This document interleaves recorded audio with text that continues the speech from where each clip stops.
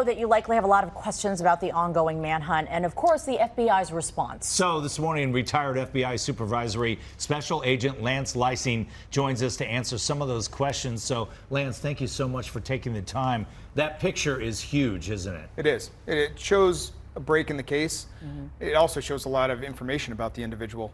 The fact that they're recovering items from the scene, the weapon specifically, the fact that he's not wearing gloves in that picture, he's got his hand right on a railing where he's leaving fingerprints. All that means this case is likely going to move very quickly. They're likely going to identify, plus the photo alone. As soon as law enforcement releases that photo, they've got to be ready for thousands of tips coming in. I would think somebody's going to say, oh, I know who that is. Exactly. Right? Even the shirt he's wearing is very identifiable, right? Yep. You saw this immediately as we were seeing it here in the studio. What are your thoughts on where this stands now? Yeah, well, first of all, I'm not an experienced criminal.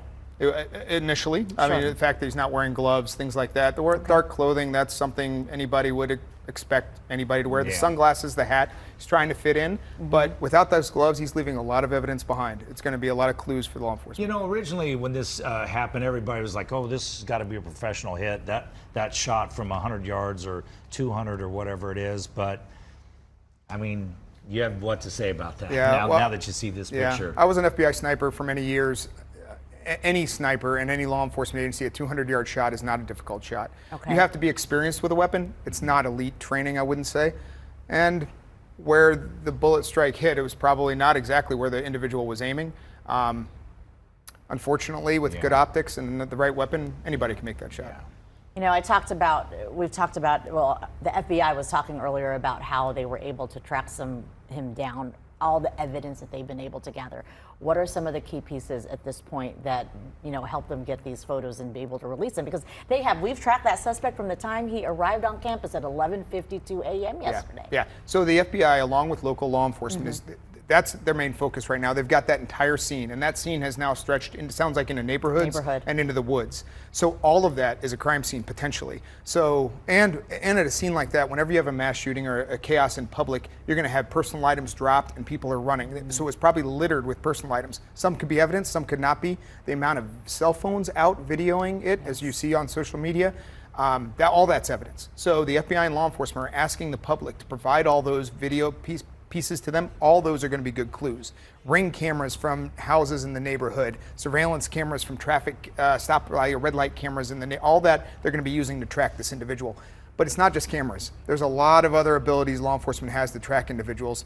The cell phones we carry on us every day, all types of Wi-Fi routers people might use. This person looked younger. It's hard to tell in that photo exactly the age, but younger.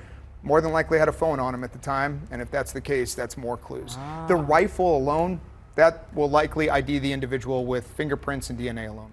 I find it so interesting how law enforcement, and I would imagine there's so many working on this, how you all work together. That's amazing to me. So the trust that you build between relationships prior to an incident like this happening is critical. And there are times when that trust just doesn't exist and you're trying to build it during the case. That's the hardest time to do it. And that's when you see miscommunication sometimes. One agency saying one thing, another saying another to the media. That's not what you want to see. You want to be on the same page, hand in hand, joint, unified command center, where all the information is flowing into.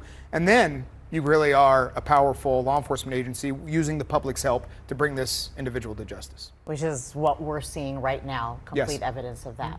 Lance, thank you so much. We could be talking about this for a long time. We have so much insight into everything. It's so fascinating. I'll tell you, when they nab this guy and we find out details, it's going to be so interesting. That's what everybody wants to know. It will be interesting. Very sad. Yeah, Prayers it are out. sure is. Thank you so much for joining us this morning.